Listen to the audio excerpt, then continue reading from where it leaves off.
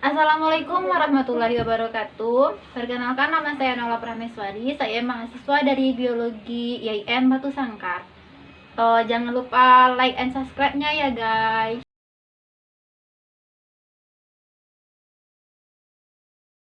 Baiklah, pada kali ini saya akan membahas tentang teori evolusi, di mana evolusi itu merupakan suatu ilmu yang mengkaji tentang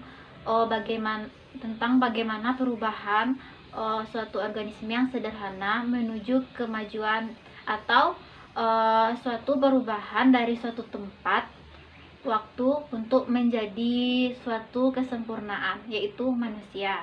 Jadi konsep penting evolusi itu adanya perubahan waktu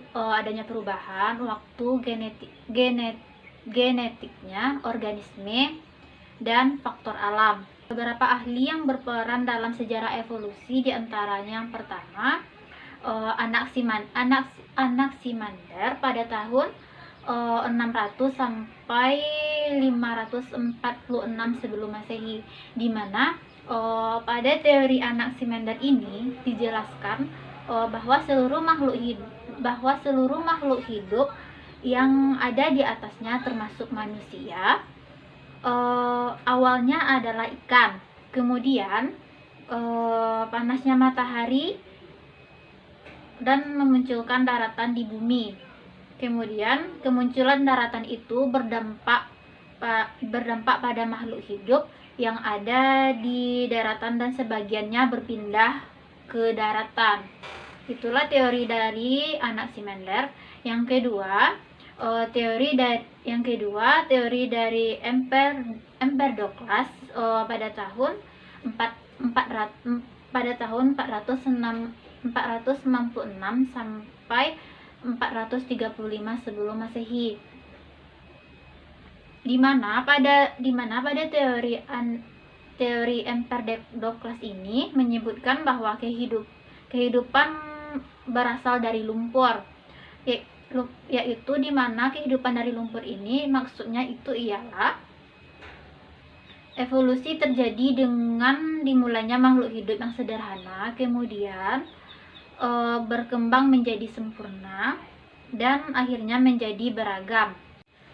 Yang ketiga, dari Plato pada tahun 428 sampai 346 sebelum Masehi, di mana Plato ini menjelaskan bahwa penciptalah yang menciptakan dunia dan menjaganya dari kehancuran dengan menciptakan dewa-dewa. Kemudian dari dewa-dewa itu lahirlah seorang laki-laki.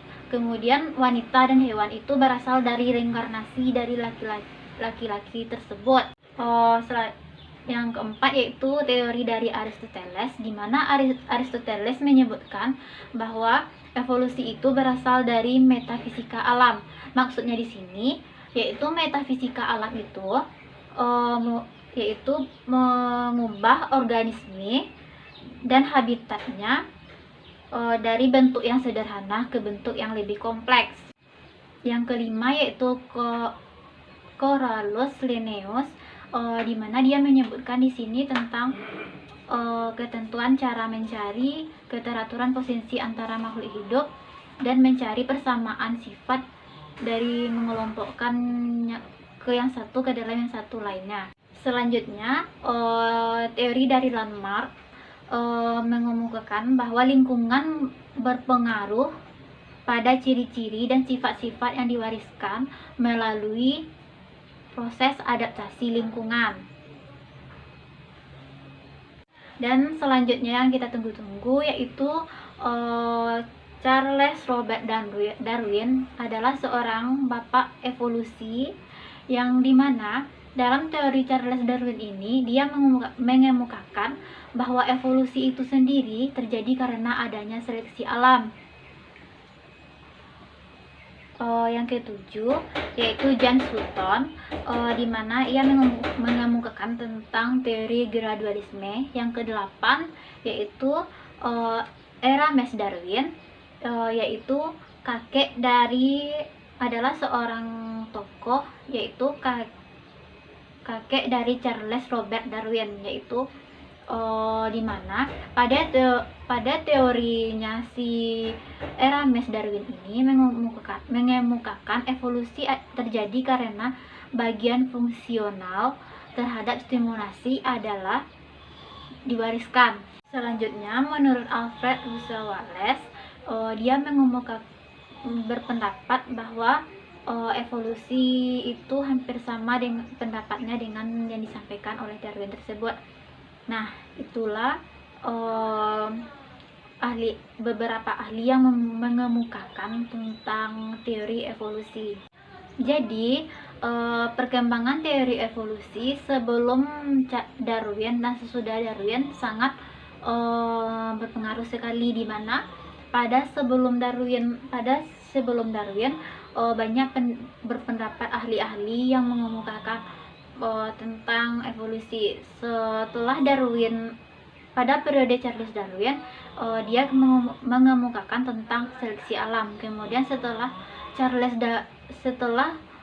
Darwin, bahwa dapat disimpulkan setelah seleksi alam, perubahan ekspresi gen dan material genetik DNA dan RNA.